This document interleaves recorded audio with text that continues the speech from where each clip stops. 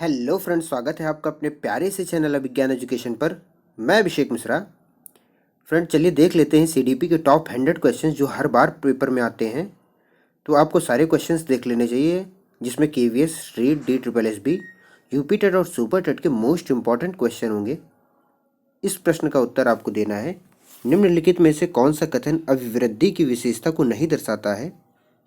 यह मात्रात्मक पक्ष है, यह मापनीय नहीं है, यह जीवन पर्यंत चलने वाली प्रक्रिया नहीं है, यह केवल शारीरिक विकास दर्शाता है। तो ग्रोथ एंड डेवलपमेंट से ये क्वेश्चन है। इसी तरीके के क्वेश्चंस आपको मोस्टली सभी पेपर्स में देखने को मिल जाते हैं। ग्रोथ एंड डेवलपमेंट का चैप्टर मोस्ट इंपॉर्टेंट होता है। तो चलिए देख लेते हैं इस प्रश्न का क्या आंसर होगा। इसका आंसर हो जाएगा यह मापनीय नहीं है। तो निम्नलिखित में से कौन सा कथन अभिवृद्धि की विशेषता को नहीं दर्शाता है? यह मापनीय नहीं है। नेक्स्ट क्वेश्चन है, शिशु का रेंगना कितने महीने की उम्र के दौरान होता है? आपके सामने ऑप्शन है 2 से 3 माह, 4 से 6 माह, 7 से 10 माह, 12 से 15 माह। आंसर हो जाएगा 7 से 10 माह के मध्य शिशु रेंगने लगता है। शरीर के किस भाग पर बच्चों का सबसे पहले नियंत्रण होता है? बाजू, उंगलियां, सिर, टांगें। तो आंसर हो जाएगा सिर पे बच्चों का सबसे पहले नियंत्रण होता है। सामान्य शिशु में विकसित होने वाला शीघ्र अतिशीघ्र अनुभव है। जो सामान्य बालक होते हैं, जो सामान्य बालक जन्म लेते हैं, तो उसमें आपको सबसे पहले क्या अनुभव उन्हें होता है ये बताना है।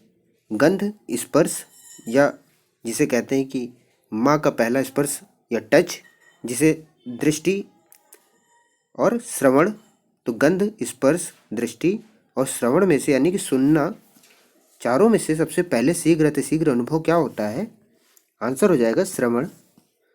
बच्चे सबसे पहले सुनने पे फोकस करते हैं। सबसे पहले बच्चों को, कहीं भी आप देखे होंगे कि बच्चों के सामने तेज़ आवाज़ में बात करिए तो वो जग जाते हैं, डर जाते हैं, सहम जाते हैं।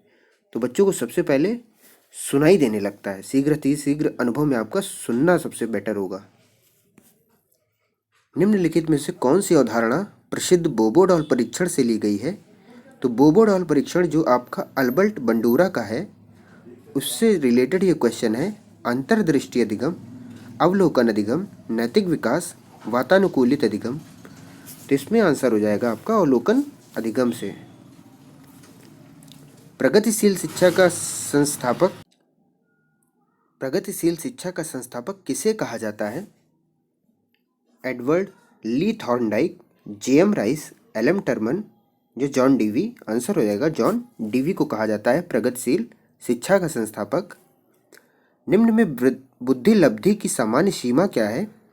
आपको बुद्धि लब्धि का एवरेज आईक्यू बताना है, जिसमें 130 से अधिक वाले बालकों को सामान्य बोला जाता है, 90 से 110, 71 से 80 या 61 से 70। तो आंसर हो जाएगा 90 to 110। वीडियो पसंद आए तो लाइक शेयर ज़रूर कर दीजिएगा, चैनल को सब्सक्राइब कर दीजिएगा। चलिए देख लेते हैं, निम्नलिखित में अच्छी परीक्षा का मापदंड नहीं है। जो अच्छी परीक्षा होती है उसका मापदंड क्या नहीं है? इन चारों ऑप्शंस में आपको वो छांटना है जो सबसे कम सही प्रतीत हो रहा हो। विषय निष्ठता दूसरा ऑप्शन है, विश्वसनीयता, वैधता, निष्पक्षता। तो इन चार ऑप्शंस में ऐसा कौन सा होगा जो चारों में इन कंपैरेटिवली सबसे कम महत्वपूर्ण हो? तो सबसे कम महत्वपूर्ण की अगर बात करें तो आंसर हो जाएगा आपका विषय निष्ठता। वैधता, जिसे वैलिडिटी कहते हैं, ये मोस्ट इंपॉर्टेंट है। निष्पक्षता होना चाहिए। विश्वसनीयता मोस्ट इंपॉर्टेंट है, but subjectivity is not most of the correct answer. तो सब्जेक्टिविटी, जिसे विषय निष्ठता कहते हैं, वो आपका ऑप्शन हो जाएगा। इन चारों में अपेक्षाकृत विषय निष्ठता परीक्षा का मापदंड नहीं होना चाहिए। नेक्स्ट क्वेश्चन है, संज्ञानात्मक क्षेत्र में अधिगम के परिणामों का न्यूनतम स्तर प्रस्तुत करता है। न्यूनतम स्तर आपको बताना है। संज्ञानात्मक क्षेत्र में अधिगम के परिणामों का न्यूनतम स्तर, ग्रहण शक्ति, समझ, ज्ञान, अनुप्रयोग। आंसर हो जाएगा ज्ञान। प्रथम राजभाषा आयोग का गठन किस वर्ष किया गया था? ये क्वेश्चन आपका ईवीएस से आ जाएगा, जिसमें जीएस और जीके भी आती है। तो ये एक प्रश्न इसमें बीच में दे दिया गया है, जिससे आप लोग जान पाएँ कि किस तरीके के क्वेश्चंस आपको ईवीएस और जीके जीएस में देखने को मिलेंगे और हर बार पूछे जाते हैं। तो इसमें आंसर हो जाएगा आपका 1951, 1955, 1969, 1948। तो आंसर हो जाएगा इसका 1955, जिसके अध्यक्ष मिस्टर बीजी खरे थे। 1955 में गठित प्रथम राजभाषा आयोग के अध्यक्ष mister BG Khare. The psychology of art पुस्तक के लेखक कौन है? हर एक एग्ज़ाम में बुक्स से रिलेटेड क्वेश्चंस बहुत आते हैं। आपको ये बुक बतानी है किसके द्वारा लिखी गई है, तो आंसर हो जाएगा लेव वाइगोत्स्की। लेव वाइगोत्स्की ने द साइकोलॉजी ऑफ आर्ट पुस्तक की लिखी है। निम्न में प्रबलन सिद्धांत के प्रतिपादक कौन है? प्रबलन और पुनर्बलन में आपको कंफ्यूज नहीं होना है।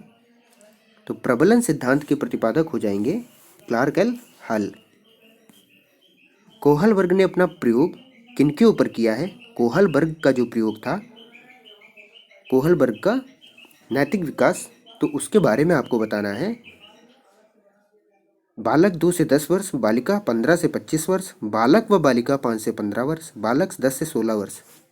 आंसर हो जाएगा बालक 10 से 16 वर्ष। कोहलबर्ग ने अपना प्रयोग बालकों के ऊपर किया है, जो इनके एक एक्सपेरिमेंट का ड्रॉबैक भी माना जाता है, क्योंकि इन्होंने अपने एक्सपेरिमेंट में, अपने प्रयोग में लड़कियों को शामिल नहीं किया था, बालिकाओं को शामिल नहीं किया था। सोशियो कल्चरल थ्योरी के प्रतिपादक कौन है? सामाजिक सांस्कृतिक थ्योरी किसके द्वारा दी गई है? लॉरेंस कोहलबर्ग, जीन पियाजे, एरिक एरिक्सन या फिर लेव वाइगोत्स्की।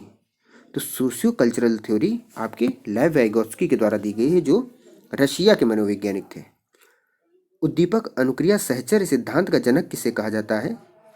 उद्दीपक अनुक्रिया सहचर्य सिद्धांत यानी एसआर एसोसिएशन प्रिंसिपल का जनक किसे कहा जाता है? Edward Thorndike, BF Skinner, Eric Erikson, Edwin R Guthrie. SR association सिद्धांत का जनक एडविन आर गुथरी को कहा जाता है। उद्दीपक अनुक्रिया सिद्धांत थॉर्नडाइक ने दिया है, बट उद्दीपक अनुक्रिया सहचर्य सिद्धांत एडविन आर गुथरी के द्वारा दिया गया है। मनोलैंगिक विकास का सिद्धांत का जनक निम्न में कौन है? तो मनोलैंगिक विकास का सिद्धांत निम्न में सिगमंड फ्रायड को कहा जाता है। एसओआर सिद्धांत का जनक किसे माना जाता है? तो एसओआर सिद्धांत का जनक रॉबर्ट वुडवर्थ को माना जाता है। तो ये रहे आज आपके क्वेश्चंस। इसी तरीके से आपको आगे भी क्वेश्चंस देखने को मिलेंगे। वीडियो पसंद आई हो, क्वेश्चंस अच्छे लगे हो तो लाइक शेयर जरूर कर दीजिएगा, चैनल को सब्सक्राइब कर दीजिएगा। जय हिंद, जय भारत, धन्यवाद।